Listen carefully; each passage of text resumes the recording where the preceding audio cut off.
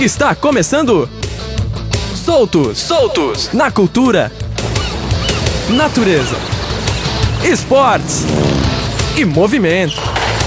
Com Dudu Martins.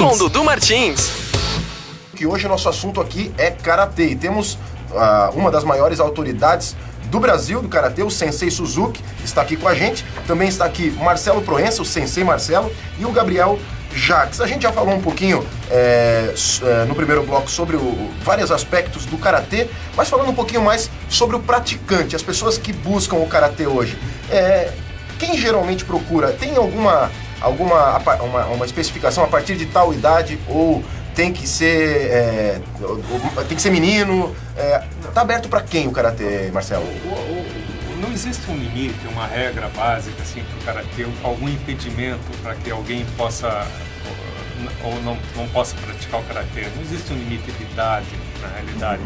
O karatê é aberto. Existe a lógica, porque crianças muito pequenas, a gente tem um modo de pensar um pouco particular, que a gente parte do princípio que a formação óssea muscular ainda da criança esteja mais completa para que ele esteja mais apto a praticar o karatê, que é assim uma arte como de qualquer outra atividade marcial, né? Eu acho que crianças muito pequenas, eu particularmente tenho essa ideia, né? Mas eu acho que crianças hoje em dia, a partir dos 10, 11 anos de idade, podem praticar perfeitamente o karatê. E não existe idade para começar. Existem inúmeros casos de pessoas que começaram com idade avançada a praticar karatê, 40, 50 anos, 60 anos, sem problema algum. Inclusive, isso traz muito benefício, postura, vigor físico, agilidade, isso traz muito benefício. A pessoa que vai fazer karatê, vamos aproveitar o nosso público, né? Uma senhora de 50 anos, que está parada há algum tempo, escutou o programa Soltos, vou fazer karatê. Aí talvez ela desista, eu vou ficar roxa, eu vou receber pancada, eu vou dar pancada, eu não tô preparada para isso. Existe isso? Essa pancada lá acontece? Como é que funciona? O karatê também é uma técnica de defesa pessoal, certo? O objetivo do karatê é você só prevenir, né? E fazer uma defesa do seu corpo, tá? Agora, depende muito da academia e do professor que está à frente. É claro que os professores de karatê geralmente enxergam a cada ponta, cada aluno, né, pode se aprofundar em algum estudo, né? Então a gente procura desenvolver a capacidade interna de cada aluno especificamente. Existem alunos que têm uma capacidade interna para alguns tipos de atividade dentro do karatê, outros para outros. É lógico que uma senhora de 50 anos de idade, nós faríamos um estudo particular da atividade dela.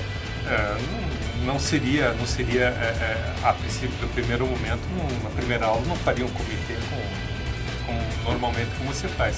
Mas nada impediria de se fazer atividades ligadas ao karatê, somente com o uso de armas, do kobudo, em que ela se saísse extremamente bem. Nada impede. Eu garanto que existiria muitas chances de sucesso no desenvolvimento do karatê. Legal. Agora depende muito de quem está à frente, né? Todo esporte, a gente tem o lado competitivo do esporte. E embora não seja o foco de... a gente a academia Suzuki, ela não está aberta para formar competidores. Isso acaba acontecendo. Existem competições acontecendo em todo o Brasil. Vocês participaram recentemente de um campeonato em Cotia. Sim, Cotia. Eu queria que vocês falassem um pouquinho do desempenho da academia. Quem que foi para lá? Como é que foi esse campeonato para vocês? Para nós é uma consequência do nosso treino, né? Uma vez que nós estejamos treinando bem, nós devemos participar bem do campeonato. Nós desenvolvemos trabalho para o campeonato. Mas nós somos em 6 atletas, né? Para esse campeonato com Cotia, e trouxemos 6 medalhas. 3 de ouro, 3 de prata. Isso há alguns anos que a academia não praticava, acredito que 14 anos nós não praticávamos. 14 anos, sim. Sem campeonato. Aí nós montamos uma equipe de 6 e fomos, né? E tivemos essa colocação. O Gabriel foi primeiro lugar comitê adulto até terceiro kyu. Parabéns, Gabriel. Obrigado. Medalha de ouro. Foi só com a ajuda dos outros. Então, isso vem a provar, até Sensei Suzuki, que o karatê é uma consequência de um treino bem realizado, sabe?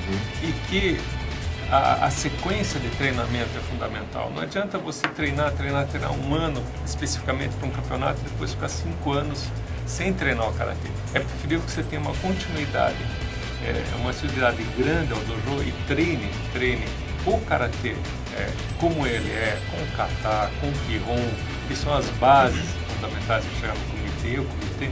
Isso vai estar muito bem estruturado para participar de um campeonato. É lógico que cada campeonato tem suas regras, né?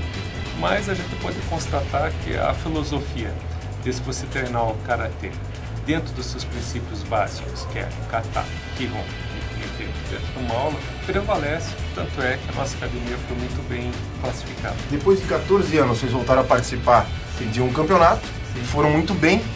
E já está com vontade? Como é que é? Tem os próximos campeonatos, já estão de olho, estão esperando o ano que vem? Como é que está essa programação? Sim, a nossa intenção é participar agora, mais a nível de retomada do nosso caminho para campeonato. Nós estamos nos reestruturando novamente para isso, nós estamos plantando uma semente para o futuro, né? Nós pretendemos desenvolver um pouquinho mais essa área, mas pretendemos participar efetivamente de mais campeonatos. Principalmente os campeonatos internos da Shinshukan, né?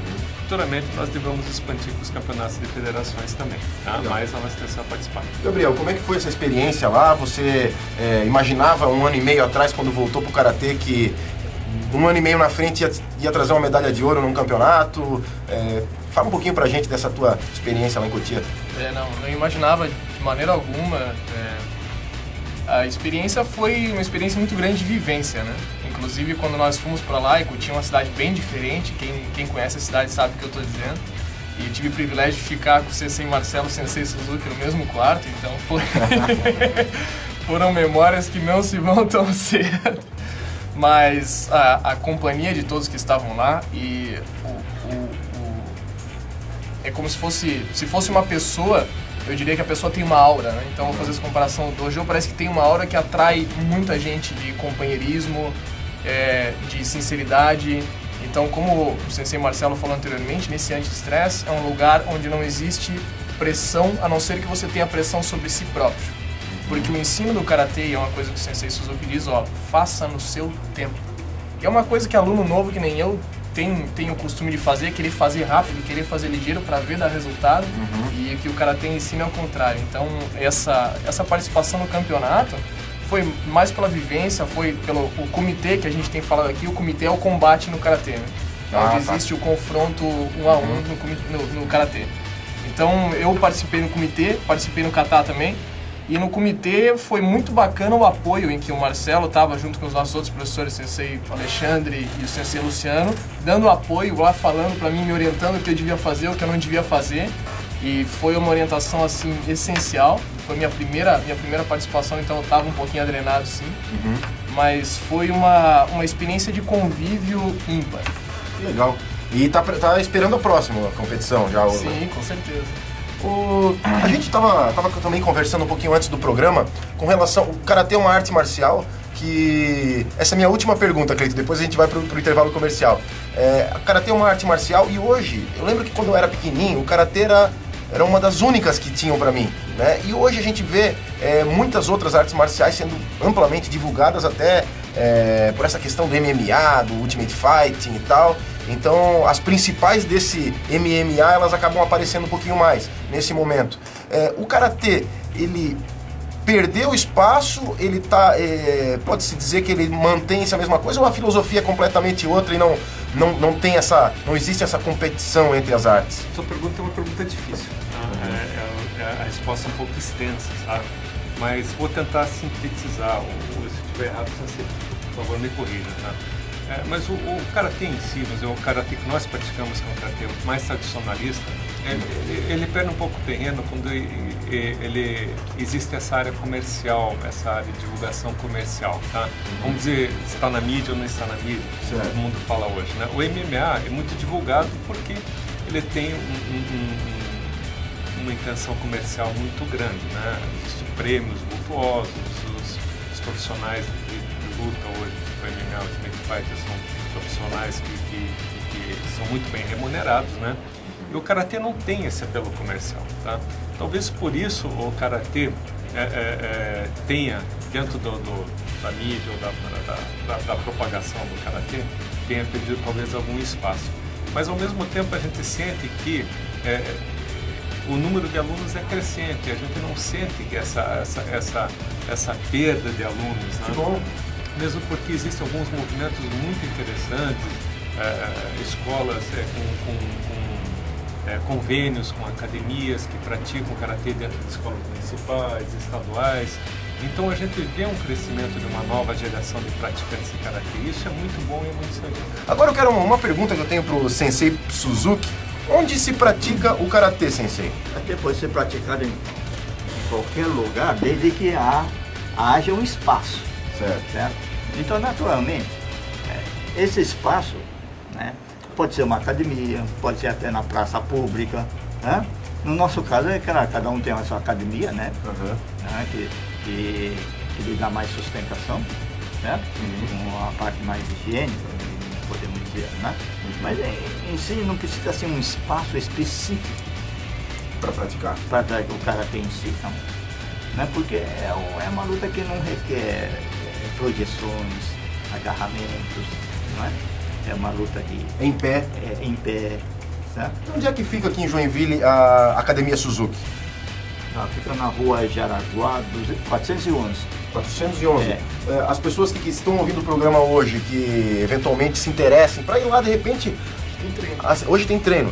Que se interessa de repente para até assistir um treino no primeiro momento, para depois fazer um contato com vocês. E como é que ela faz? Ela aparece lá na academia, ela liga e marca? Não, ela pode simplesmente aparecer se ela quiser, ou ela pode marcar também no telefone 3422-4223. Deixar um recado para mim e para o Sensei Alexandre. Agora eu queria fazer uma ressalva, que na academia nós temos outros dois senseis extremamente competentes, meus amigos, né? Que é o Sensei Alexandre Libardi, quarto Dan, e o Sensei Luciano Libardi, terceiro Dan, grandes conhecedores da técnica, atletas de primeira linha, medalhistas também no último campeonato. E foram os dois finalistas da categoria deles. Afinal, deu um irmão contra o outro. Os dois de Joinville. Dobradinha no pódio foi da Suzuki do João. Luciano e Alexandre Libardi. Maravilha. Olha, um programa como hoje me deixa muito feliz, porque a gente tem uma atividade extremamente conhecida, que é o karatê, uma arte marcial milenar aí, e praticada, e ensinada, disseminada em Joinville por profundos conhecedores aí. Eu tenho certeza que quem procurar o karatê, estando com vocês, estará em boas mãos em Joinville.